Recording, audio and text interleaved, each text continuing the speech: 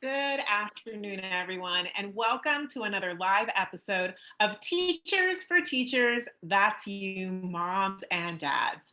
I'm Dr. Dejana, and I'm here with Dr. Leah. Hello, Leah. Hey, how's it going over there? I'm excited today. I am too. Like Tim's been with us for many of these streams, and always it's interesting. Always there's something that I learn, and it always feels like stuff that you could do with the kids where they wouldn't really know they were learning. So, Dejana, why don't you introduce Tim? Awesome. So, Tim, we're so happy, like viewers, we are so happy to have Tim again. He is a regular, but let me tell you, Tim is a retired educator and also leads up Griffin Education, a nonprofit education company that provides free resources for teachers, parents, and kids to engage in playful learning through music and sound. He's a retired STEM teacher and a regular on our show, Teachers for Teachers. We're so happy to have Tim. So good to be here. I also want to introduce a couple other panelists that we have today. I want to welcome Dr. Mark Riddle. Mark has degrees in music, theology, and sociology and works at West Coast University. Pleasure to be here as ever. There we go. And hello to Dr. Marcella Klein-Williams, an accomplished leader in education and well-known in both formal and informal learning environments. Dr. Williams is a frequent speaker on issues of equity and is currently the STEM director of Oxnard College. Welcome, Marcella. Hey, thanks so much. Glad to be here. So, Tim, we were all instructed to bring our deck of cards with us. Good. And if you don't have one, that's okay. You can play along because I'll be laying out some cards for us on my board. And the way this game works is we all share the same cards. So you'll want your own cards when you play this on your own. But for now, you don't even really need them. Okay, and mine because I've got match my shirt. Well, that's even better. No, darn it. Okay. Anyway, so shall we just get started? I'll show you what I got for you today. Yeah, because today I'm not doing music, although I am working. We've got a grant from the Lewis and Harold Price Foundation. We're now developing the Griffin Ed Songwriting Residency as a free online service, and I'll let you know more about that as it happens. But for today, I wanted to revisit a game we played a while back together. It's called 360. Sorry about the shadows. I'll point at it from this side.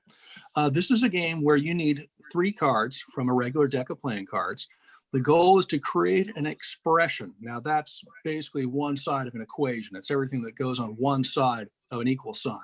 So you get 2 expressions with an equal sign between them, then you got an equation. Hopefully your 2 expressions are equal or your equation's no good. But the goal here is to try to make 60 using the values of your 3 cards. We'll get into that in a moment. Whoever comes closest to 60 wins. You can go over 60, under 60, whatever. 61 is better than 58, for example, because its absolute value from 60 is 1, whereas 58 from 60 is an absolute value of 2. We good so far? Right on. Okay. You'll probably need a refresher for me on occasion. Yeah, we'll do a couple of warm-up. We'll do a couple of warm-up hands together before we get into today's lesson. So just a quick review, most cards, their value is whatever the number is on the card. So a 2 is worth 2, a 5 is worth 5, an ace is 1, it can't be 11 like in blackjack, it's just a 1. And the face cards, we have Jack for 11, Queen for 12, King for 13. So we have the numbers from 1 to 13 in our deck, all right? So rather than just talk about it, let's play a couple of warm-up hands. I've got my deck over here. I'm drawing some cards. I'm going to put 3 cards out, and I'm going to invite you to do, remember that's 11, it's a jack, and a 9. So we have 4, 11, and 9. We're going to try to make an expression doing any math trick you know. You can use multiplication, division, parentheses, exponents, fractions, whatever rocks your boat. Try to come as close to 60 using the numbers 4, 11, and 9. You have 30 seconds. You may begin now. I'll put these up here.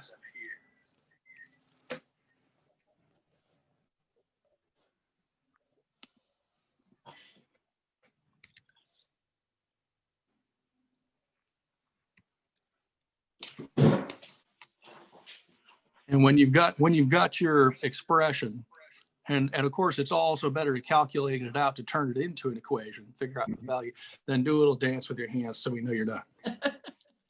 Oh, Mark's done. I just randomly added other numbers in. So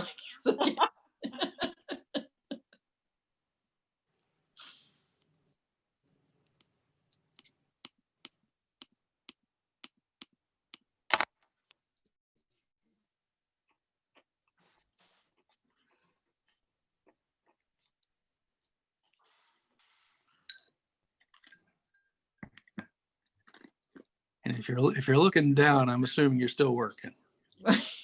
okay. I'm not criticizing. I don't judge. It's not a race. I got something, but there's no prize for being first. Well, there ought to be this time. Clearly. Let me guess.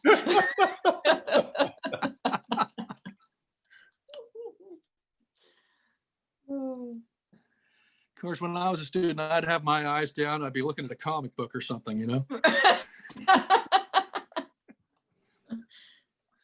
Well, are we ready to share what we've got? Sure. Okay, Mark, you were first, so why don't you go ahead and share your expression? My expression is open paren 11 minus 4. Now, do you mean what the rest of us call parentheses? Yes. Open parentheses 11 minus 4 close parentheses times 9. Oh. So what we have here is 7 times 9 is what? 63, we hope. That's really not fair, you know. He works in research. He does numbers a lot. Okay. True. So basically, what this is, it's a quick mental math game. Yeah. Does anyone else have something they'd like to share? I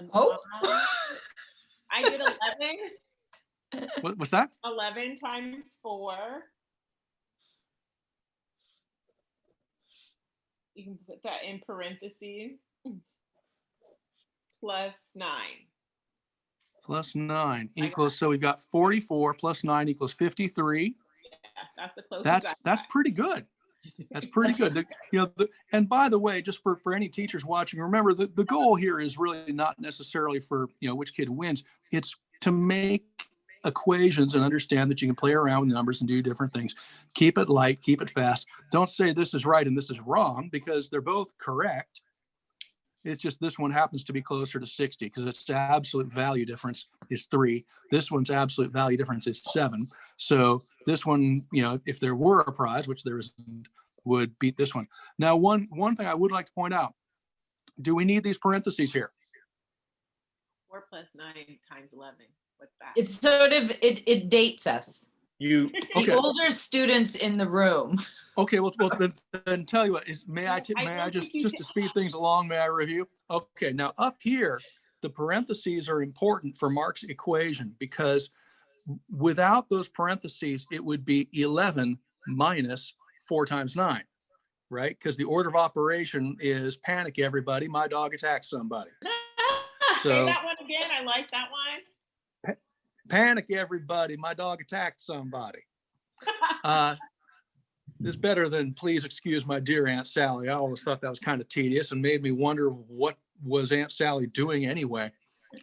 So on the other hand, down here, these parentheses are not really necessary because we would start with the multiplication before the addition anyway. So what we would have is 11 times 4 plus 9 equals 53, even if we did not have those parentheses. And for the teachers out there, what I like to do is after each round, just give like one little pointer like that about how, this is necessary. This is, and by the way, is it wrong to put parentheses there? No, you just don't need it. But give like it's one little quick pointer. Don't tear everything to pieces, because if you do that, you break the flow of the game. Are we ready for one more round? Please. Oh, yeah. Please. Okay, one more. Marcella, we didn't get your equation there. They were really good. They were so good. They were so good. You just couldn't share them. You're going to save them for somebody you really like. I can tell. That's okay. So what do we got next? We got 4, 5, 5. And what number are we trying to get close to? 60. We're always trying to make 60. Okay. Trying to get a little more light so it's easier to see what's on my desk here.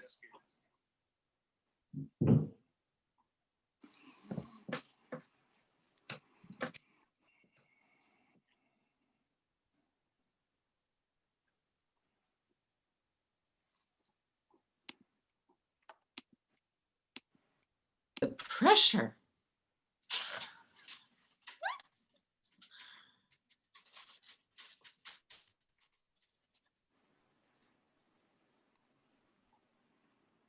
I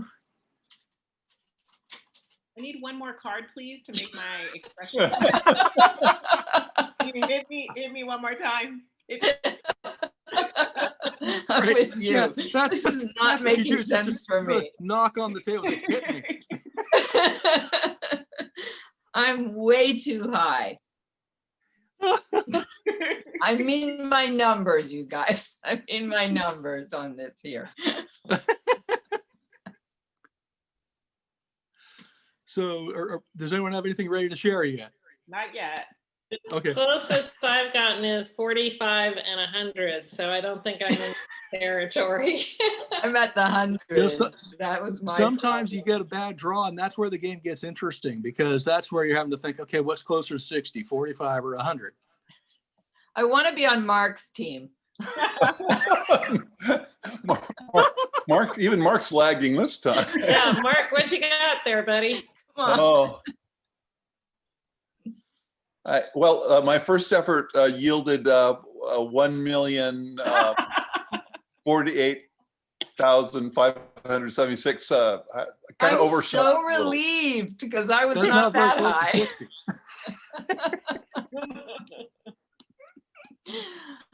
Oh, good. Well, so does anybody have an equation they're prepared to share? I'll do I mine. should just share Okay, mine. Marcella, you go.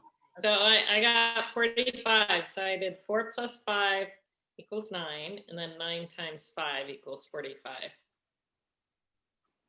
4 plus 5 times 9 equals what? 45. 49. That's pretty good. That's only 11 away. So, yeah, because if we're doing order of operations, we do the 5 times 9 first. That's 45 plus 4 makes 49. Good. Can anyone come closer than that? Okay, I can tell you what I did. Sure. Let's have it. You. Okay, I did the square root of 4. It's a fraction. Is that okay? Okay. It's not. Never mind. Never mind. Well, wait a minute. Maybe you're onto something here. You could do, if you did radical 4, let's see, radical 4 is 2, right? Yes. So And then what if you did, multiply that by in parentheses next to, maybe I don't need to do parentheses next to 5 They times look 5. nice. And then I got 50. so radical 4 times 5 times 5, and good thinking, you don't need the parentheses there. You could just put a little dot. So radical 4 times 5 times 5. So you got 2, because 2 times 2 is 4, times 25 is 50. So tell me, which closer to 60? Is it 49 or 50? This one I can answer. Okay, Lisa, it's your turn. Leah? Go for it. I'm going with 50. Yep, 50 is closer to 60. So you see these bad hands where you don't get the the easy, the obvious thing to do. That's where the game gets really kind of fun, because somebody in the class thinks to do a radical, and a lot of the people in the class are going to say, "Hey, wait a minute, what's that?" And then you say, "Okay, hey, that's pretty good. Dijana, would you please explain for the class what a radical is?" And it takes me out of the driver's seat as the teacher, and it puts the kids in charge, and it gives them a huge incentive to start maybe, digging a little deeper into their math knowledge, and maybe even go out and do a little research and learn some new math tricks. Great. which kind of brings me to what I wanted to share with you today, actually, because this is one that I had heard of, but I didn't know how to do it until one of my 5th graders came in and told me, Mr. Griffin, I've got a new math trick. It's called a factorial. Now, what a factorial is, this is great when you get the, just the really dinky little hands. You get like a 3 and a 2 and a 4, or what are you going to do with them? What you do is you put an exclamation mark after the number. And what that means is you multiply that number by one number less, until you get down to 1. So 3 factorial, or factorial of 3, is 3 times 2 times 1. A factorial of 5 would be 5 times 4 times 3 times 2 times 1. Now, we'll get into what it's used for. There's actually a very important thing that we do with this, and you'll see by the time we're done, I think, why we're doing this right now, why this is a great time of year to be studying factorials. But as you can see, it's not a very complicated trick unless you're doing a factorial of like 20. Now you got something that's probably bigger than you want to handle, right? But when you got some little numbers and you just need to squeeze a little more juice out of them, you could try a factorial. So factorial 3, now you've got 6. Factorial 5, you've got 120, right? So let's try one hand using factorials. And I pre-selected some cards for this because I wanted to give you a good opportunity. Where So were let's see you if we when can- I had math class as a kid? Where were teachers like you? I was flunking math in elementary school, maybe high school. we won't go there. So what if you had, for example, a 2, a 5, and a 1? That's kind of a junk hand under most circumstances, because, I mean, yeah, you could do 5 exponent 2, but that only gets you up to 25. What if you tried a factorial? Let's try using a factorial with an equation to make 60 exactly. Go ahead. Okay. Can I give it a try? Yes, write it down, please. please, first. Oh. I'm giving everybody a minute to write it down, because what I don't want when I'm teaching math, particularly if we're doing it on Zoom, I don't want it to be just about me and the 2 or 3 kids that happen to, be really good at math while the rest of them are sitting there, looking at their timer. Are you looking at me, Tim? I got it. No, I got totally not. Oh, that's one of the great things about this format. You never know if I'm looking at you. I can just look at the camera and say, now if you're paying attention, are you paying attention? And no one really knows who I'm looking at. This is fantastic. Who in this class is struggling the most with math? That's right. I can just do whatever I'm doing, and every once in a while, just look over here and. Miss Haynes, are you behaving? And the whole class. Yeah, this is great. But Never going back to the why- classroom again. That's why Zoom is exhausting, is because you always feel like you're looking at somebody and they're looking at you. Yeah, I know. It's Most of kinda us are scary, not isn't it? used to seeing ourselves as much as we do now that we have Zoom, right? We used Yeah. to look at each other and not have to worry about what was going on this side. Yeah. And frankly, we didn't look at each other that much, to be honest. So who has an expression with a factorial that they are willing to share? Oh boy, everybody's so excited. I'm calling Dr. Jajana first today. Yes, Jajana, what do you got? Very excited. Oh, thank you so much. Little high five to the other doctors in the room. One thing I want to do is I need to get some theme music whenever I call on somebody, like a little Walk-on music. I love it. All right, so here's what I got. All right, what you got? Happy 5 exclamation, or as we said, it's A really hyperactive 5. Okay. Or Mary Worth, if you're a comics reader. Yeah. divided by 2.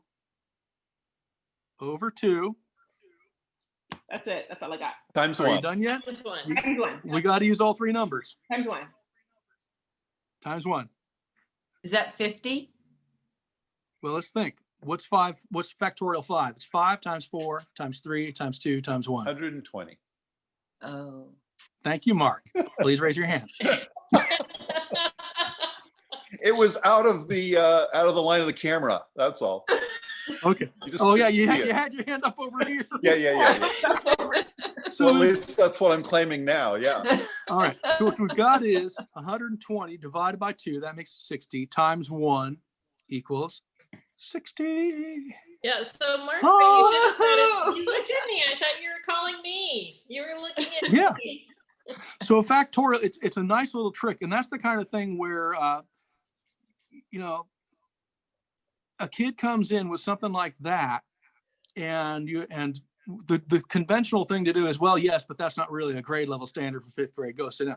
No, what you should do is say, that's fantastic. Can you confirm, explain it to me, show me how it works, make sure he's got it right.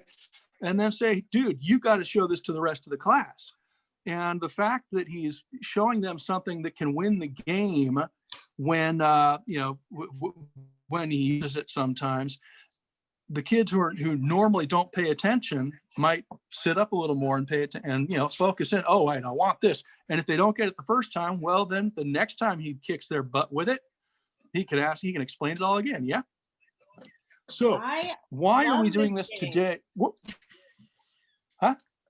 I love this game, and I just wanted to say, as a science teacher, I have a bunch of decks of cards that have different science things and ecosystems and stuff. So even as a science teacher, I could use my themed deck and do a little quick fun math minute by assigning a value to the different our different terms on the cards, which could be really fun. That would be great. Yep. So one thing I love about this game is it's so quick. You can use it for that last 2 minutes or whatever, because I keep a deck of cards in my pocket. There's no setup required. I just pull it out and I just write 3 numbers on the board real fast. And the kids see me doing that. I don't even need to tell them what we're doing because it's just part of our routines.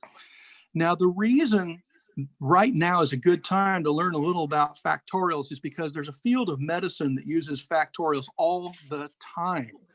And it's called epidemiology. Anyone know what epidemiology is? These days. Oh yeah. What is epidemiology? Raise your hand, Mark. Aussie. He was famous. Marcella, yes? Isn't it the study of infection and diseases and all that? Exactly. It is a field of math. Well, it's sort of a crossover between medicine and mathematics, because it's all about how diseases spread among populations.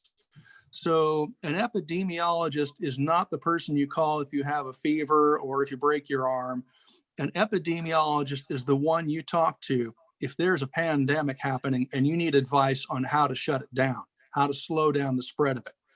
Now, when we think about factorials, the classic logic problem where we see factorials is what some people still call the old handshake problem. You've all seen that question where a certain number of people are in a room. If everybody shakes everyone else's hand, how many handshakes occur? And that's one's been on the the SATs and a lot of the other aptitude tests forever. So nowadays, of course, we're not thinking about handshakes. What we're thinking about is coughs and sneezes and airborne droplets, right? So what an epidemiologist would do is they would say, okay, think about how many people are in a room together. If you get a bunch of people having dinner and talking and laughing and they're sharing whatever might be in their throats, let's say there are 12 people at a dinner. How many opportunities for transmission are there? There's a simple equation for this. If we allow for the possibility that one person who shows up may have a transmissible disease, the equation for it is going to be this number, the number of people. And if you wanted to get all algebraical and stuff, you could call that X or N, give it a letter, but I'll just call it 12 for simplicity's sake. It's going to be 12 minus 1 because one person's already got it, right? As a factorial. So it's going to be 11 times 10 times 9 times 8 times 7 times 6 times 5 times 4 times 3 times 2 times 1. That's how many possible transmissions you're looking at. So Now, and by the way, if you knew which person it was that had it, it would be a much simpler equation. It would be, 11, it would just be 11 opportunities for transmission if you know which person has got it. But since we don't know who's got it, what we're talking about is 11 factorial contacts between people, just like with the handshake problem. And this is why, what do the epidemiologists always tell us besides social distance and, and face masks? They tell us no large gatherings. And this is why, because the number of opportunities for transmission is going to be a direct function of how many people are showing up. And the more and more, so if you want to go to a big dinner party or go have pizza with friends, or maybe even a large political rally where people are standing close together and most of them are not wearing masks, factorials are really what epidemiologists are thinking about when they look at that large group of people and they're always going, no, that's why. So, but enough of that grim stuff. So for now, at least, no large gatherings. And of course, face masks and maintain some distance. That's how we shut this thing down until we've all got a vaccine, which is going to take a year or maybe more probably. So questions or comments, ladies and gentlemen? Oh my goodness. Dejana, I saw you were following right along. You were not struggling with this at all. I am a social scientist. I did not do so well in the research class, but anyway, go ahead. Wow, this is actually really cool. And I'm sitting here thinking, this is what's going on in my head. So how do I use this equation to explain to my children why we're not going to that big Halloween bash? Uh-huh. Like, how can I use it, like some math in it, and put a little story around it? How old are your kids, Dejana? 9, 12, and 14. Okay, I won't tell them that you got one of their ages wrong. Well, we just had a birthday. So, well, the good news is they're old enough to do this kind of math. The 9-year-old is in 4th grade, right? And Mm-hmm. if they understand the times tables reasonably well, they She's can follow uber the math smart. well, then she can follow the math for a factorial. You may need to write it down for her, but just say, okay, let's say you get together with 5 people. Here, if you've got 5 people in a room and we allow for the possibility that one of them might have it. And we have to do that because we know that this is one of those diseases where you don't get sick right away, like with Ebola. I mean, I'd rather have COVID-19 than Ebola, because Ebola, is a lot more likely to make you deathly ill. But the dangerous thing about this one, about the coronavirus, is you are going to be asymptomatic for quite a while you're shedding that virus, and you might not get symptoms at all. So what if 5 people get together? Well, we can take one away from that. Here's our big, pandemic equations: 5 minus 1 factorial. That's how many opportunities there are for transmission at a gathering of 5 people. It's going to be 4 times 3 times 2 times 1 equals what? 24. Mark is correct. It's 24. So there are 24 potential vectors for transmission in a gathering of 5 people. And if we added 2, what if 2 people were sick? Okay, let's make it 7 people. 7 minus 1. Now we've got factorial. But you know what, Tim, what Dejana was asking about is, what if it's 2 people who are infected? So would that be 7 minus 2? Well, here's the thing. This equation does not take into account how many people could be infected. So to clarify, we are allowing for the possibility that 1 or possibly more people could be infected. So what we're talking about is opportunities. Hang on, how many possible opportunities are there for transmission? 24 opportunities for this one. Now 6 is going to be 6 times 5 times 4 times 3 times 2 times 1 equals, let's see, that's 120 times 6. 720. Equals Mark 720. Yeah. Mark and also, can I also just tell you guys that we have just had a half hour of math fun. No way. We Are we out of have. time? We are out of time. All right. Well, then You wanna anyway, just see how fast you see how quickly it escalates, right? With just a couple more people now, instead of 24 opportunities, you got 720 possible vectors for transmission. Now imagine you've got a couple of thousand really excited shouting people in a room. Now you've got a problem. Yeah.